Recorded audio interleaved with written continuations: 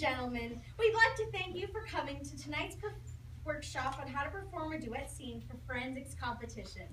My partner and I placed first at the Tippy Canoe and Water Canoe tournament last year. And proceeded on a preliminary rounds of districts, Regionals, state, and we even watched the nationals. and international tournaments.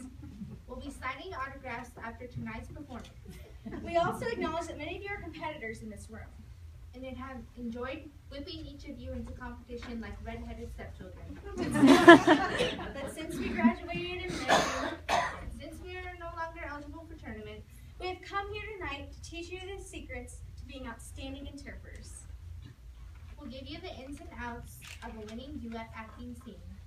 Follow our tips, and you are guaranteed to get at least a 6 in our competition round. Before we get started, we have a list of your questions and would like to respond to them. Question 1. From west coast shores of the ocean, the rest of you losers don't get to see high school in California. When selecting a good script, what did you look for? Oh, that's a very good question. Yes, it is. Well, let's see. As a teenager, I guess you look for sex first, right? Oh, absolutely. Even if the coach disagrees. I mean, if your partner's of the opposite sex, you want a chance to kiss him or her, don't you? Last year, my coach put me with Mark Braddock's, the hottest guy in the team, so I asked to do Kiss Me Kate. Bingo. We didn't win anything that year, but who cares? Boyfriend, Yeah? he kissed you? Yeah! Man, Julie would rip your heart out. She's not gonna find out because I never told anybody. You just told all of them. I was kidding. Nothing happened.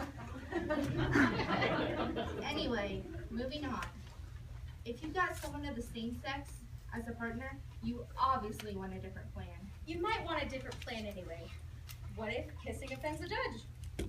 Good point. Maybe that's why we got straight 6s in Kiss Me Kate.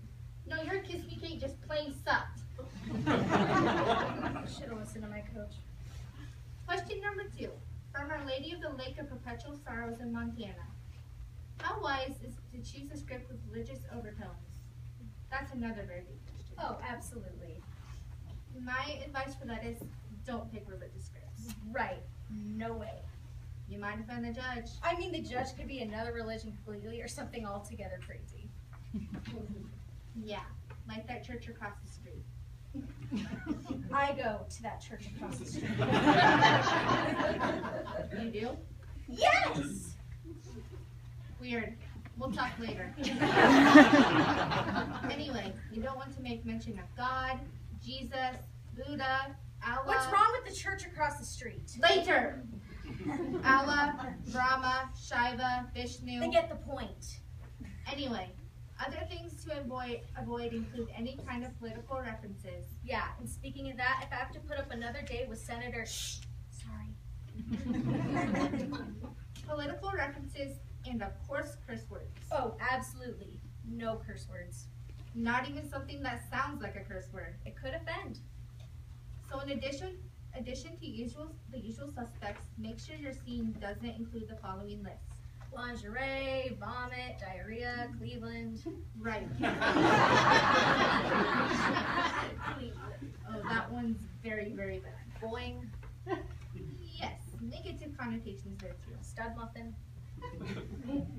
Yes, a word that easily offends the audience. Applesauce. Right, that's a word that. Applesauce? I hate applesauce. Anyway, And finally, never include the word French. instant way to offend people. Unless, of course, you're choosing to offend. Right, if that's the case, the use of all these things is certainly acceptable. And offensive. At this point, we would like to demonstrate a dramatic scene for you. This is our award-winning scene that won us a trophy at Tippy Canoe. We would like to dedicate this to our coach, Mr. Carter, who taught us how to win it all. Thanks, Mr. C. You're the best. Okay, now, first thing, you've got to introduce yourself But you want to do it in a way that intimidates your audience. without alerting the judges.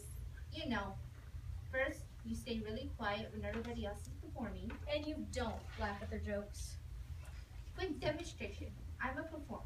And I mean the audience. Okay. So here's a really funny punchline. Another punchline? Notice the immediate effects such actions have. Try also rolling the eyes, unwrapping candy during a performance, feigning sickness, pretending the duet is too long by looking at your watch, shaking your head in disgust, or worst of all, mouthing the words along with the actor on the stage. All of these are excellent methods to distract your competition and thus give the advantage to you. Once on the stage, intimidate your competition further by glaring into the audience prior to giving your name. Putting on a smug look as if you know exactly how to win the competition. And then pretending to be humble as you introduce yourselves thus. Hello, my name is Jamie Smith. And my name is Patricia McIntosh, the second. And we're doing The Duet Show by David J. Lamaster. At this point, turn your back on the audience dramatically. And then begin the scene by whirling and flinging yourself into character. Notice the intense look on the face, that harrowing expression as she sets the scene. Oh, the horrible, horrible world! Oh, the tragedies that have befallen me! Oh, woe! Oh, woe! Oh, woe! Also effective is the use of a drunken character. Oh, horrible, horrible world! The tragedies befalling me! Oh, woe! Oh, woe! Oh, woe! But that may offend. True.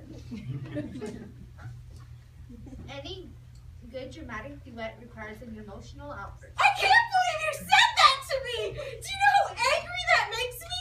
How bitter? How empty? We're finished, I tell you! Finished! Finished!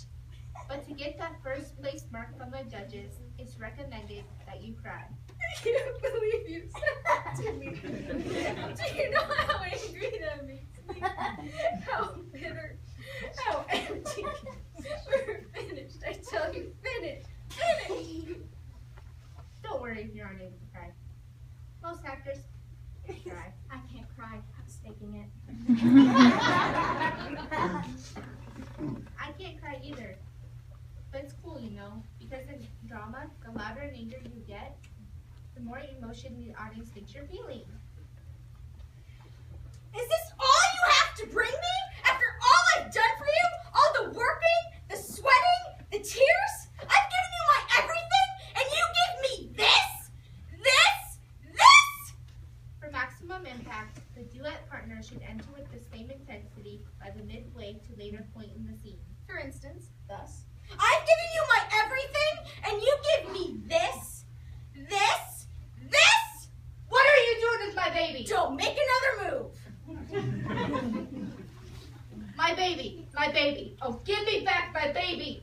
It is at this point in the scene that it becomes important to establish life and death consequences. Thus, come one more step and I'll drop this baby out the window. Should the audience be offended by the dropping of babies out of windows? Substitute a number of other situations. For instance, I'll take this baby, you'll never see her again. Or, I'll give this baby to someone who will love her. Or, I'll give this baby back to the mother.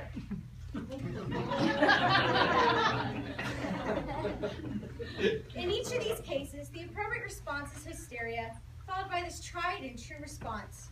First fear, anger, loathing, trepidation, hesitation, and constipation. Followed by lots of weeping and wailing.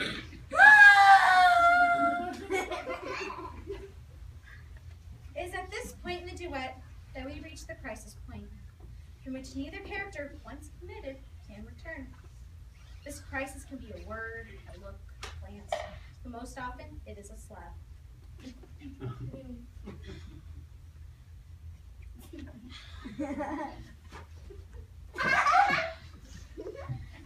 point, you broke my arm.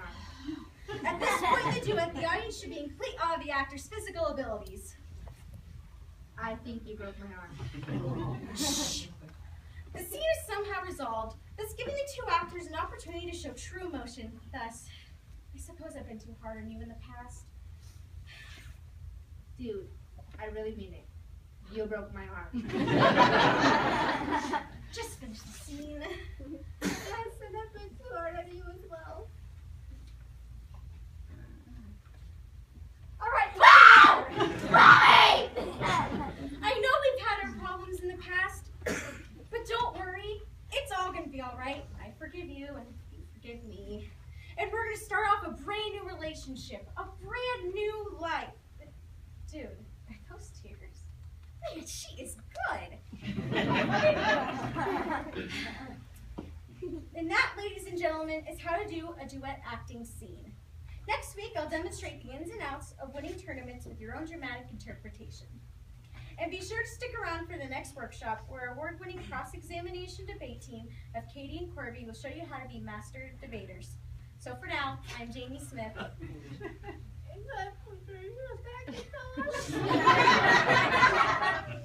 And just remember, we're Duet champions.